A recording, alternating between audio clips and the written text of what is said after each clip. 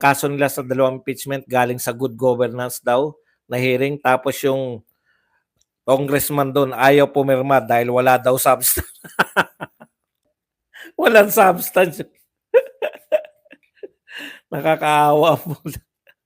Dinig ko boss, ayon kay Maharlika, hirap daw silang makakuha ng boto sa HOR kasi di yata kampante yung ibang mga congressman sa ginagawa nila kay BP Sara. Hindi lang po yun. Mapapahiya po sila sa impeachment court kasi doon hindi na nila pwedeng sabihin na iko-contempt nila. Pwede na po silang kontrahin. Pwede na pong questionin yung mga pinagsasabi nila. Real talk po yan. For mga bangag vloggers, wala naman lamang pati utak. Kaya po nila dinadaan sa paporma. Walang yan, naging lola na si Mary Grace sa tagal hanggang ngayon, issue pa rin sa page stream media. Opo, padagdag ng padagdag, di ba dati 700 lang daw, ngayon 1,000 mahigit na. Eh ano ngayon? Alam na ng lahat ng tao na hindi talaga tao yan si Mary Grace. Maraming mabibisto. Yun, correct. Maraming mabibisto na bugok sila. Di ba nilang pagtanggol yun? Ano pagtatanggol nila?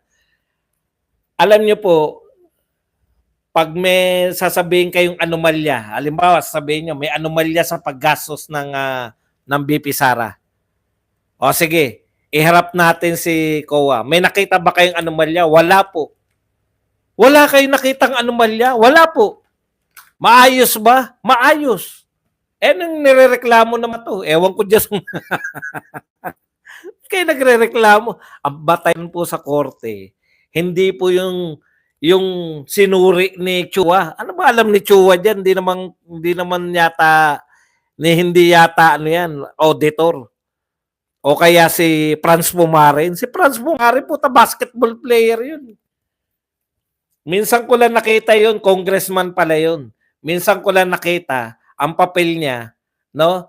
Parang ano daw yung mga opisina raw ng office, yung mga satellite offices daw ay mahal ang upa.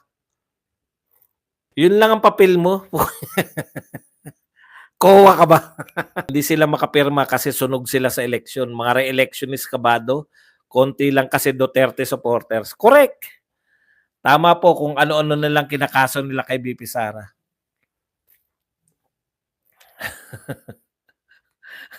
Wala nga nagreklamo dyan kay Mary Grace Piatos kasi pati sila alam. Alam din po ng mga tao na yan ay alias lang. Alam po nila, alam nga namang confidential agent. Hindi ba kayo nanonood ng James Bond 007? Meron bang pangalan, apelyido 007? Pag mga confidential agent, alias lang nila James Bond 007. May naniniwala ba na may apelyido 007? Pag hinanap mo ba yung pangalan ni James Bond dun sa may SA ng UK, makikita mo 007 James Bond. Ganun lang itong mga to. Alam na lahat yan ng tao. Bakit? Pinapaliwanag ng mga vlogger. Alam din naman ng media yan eh. Nagkukunwari lang kayo na hindi nyo alam kunwari. Alam din ng mga congressman. Akala nyo may naniniwala pa sa inyo. Matalino na ang mga tao ngayon. Bakit sila tumalino? Kasi nanonood sila sa mga vlogger. Yung mga vlogger nanonood kay Badong lahat. Kaya tumalino yung mga vlogger. Yung mga vlogger ngayon pinanonood ng mga tao, tumalino. Ang ugat ng katalinuhan sa Pilipinas, si Badong Aratilis. Simple. Paano nyo bubulahin yung mga tao? Marunong na mag-isip.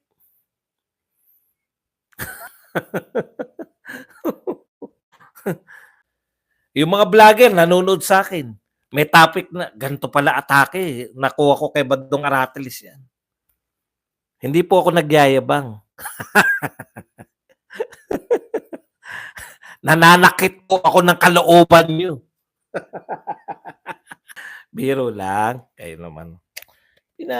Pinajojok ko lang kayo. Ginojok lang natin.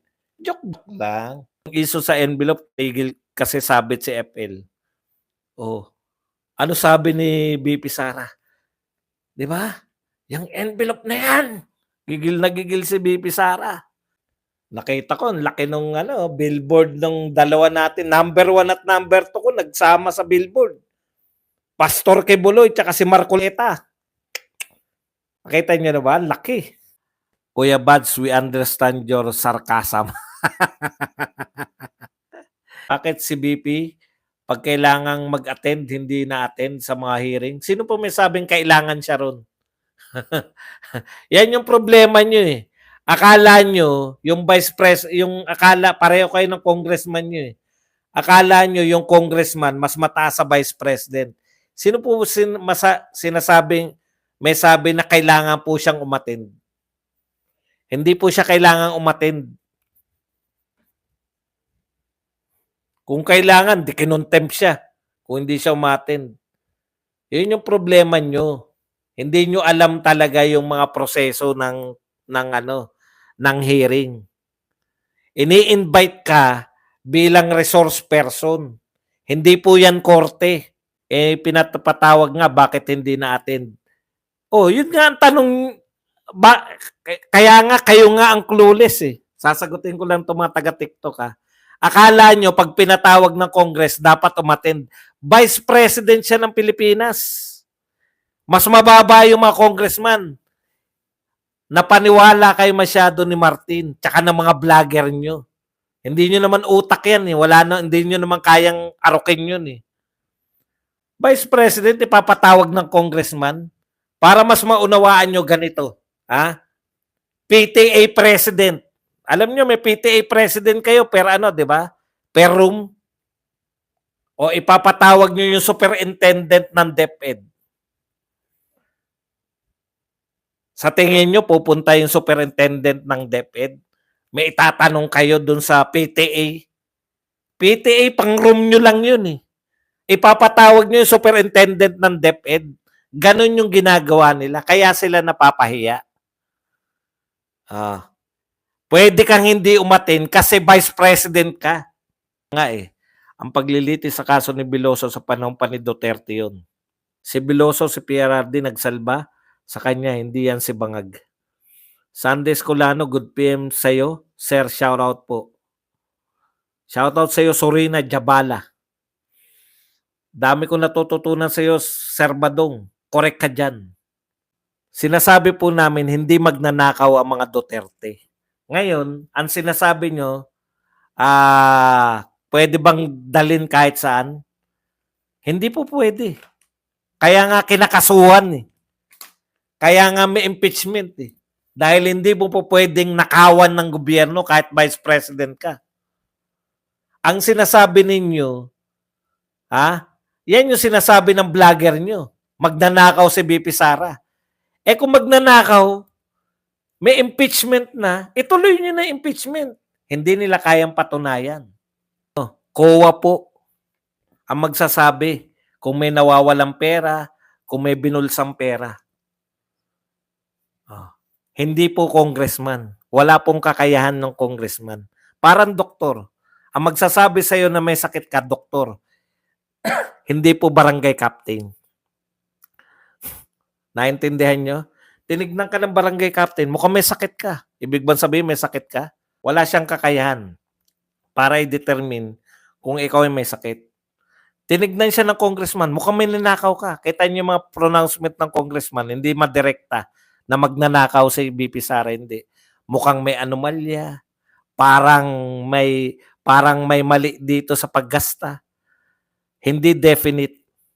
Pero definite yung sinasabi ng COA na walang anomalya. Hindi kayo naniniwala sa COA, ano magagawa namin? Sinabi na nga ng COA na walang anomalya. Yung paggastos ng Vice President ng Pilipinas ay nakaayon sa international standard ng panggastos ng pera. Nagpapaliwanag po si BP sa proper na ahensya ng pamahalaan, sa COA po. Kahit yung TUADCOM, di alam kung saan i-audit ang perang gobyerno. Siya pa na old tao, ayaw kasi maniwala sa explanation ng matinong vlogger. Boss, peke pala yung impeachment ni VP Sara. Hindi po, totoo po yun. Kaya lang hindi nagpo-prosper yan dahil alam nila mapapahiya sila. Totoo pong may sampa, ang purpose din nila para ipahiya din si VP Sara. Kaya lang, na-realize nila, pantayo mapapahiya eh. Sir, mahirap talaga ipaintindi sa mga kontra sa Duterte. Ako naman, hindi ko naman gustong intindihin. Gusto ko lang baunin nyo, itanong nyo sa vlogger nyo. Para magandang diskusyon natin sa susunod. May baon kayong matindi-tindi. Hindi kasi ubra yung pagpipilitan nyo, Vice President, papa-under siya sa mga congressman. Yan ang nagaganap. Propaganda lang kasi yung impeachment. Yung makabayan lang ang nag-file, kawawa naman. Makabayan, tsaka yung tropa naman ni dalawa po yung tropa ni De Lima, tsaka yung makabayan. Sa bagong Pilipinas, bangag na namumuno sa Pinas. Boss, matutuloy pa ba ang rally ng INC kasi hindi na matutuloy ang impeachment ni Sara? Tuloy po. Alam po namin tuloy. Naghahanda na po sila, hindi naman po yan nakabatay lang doon. Kasi kung totoo kang Pilipino, huwag tayong magbulag-bulagan. Yan. Saan naman po tayo nagbubulag-bulagan? Ang dami pong problema ng gobyernong to. Kayo po ang huwag magbulag-bulagan. Puro bono kasi vlogger nila. Gaya ni Maravillas, Jared Abe Barsaga, top 1. Kaya pati follower nila.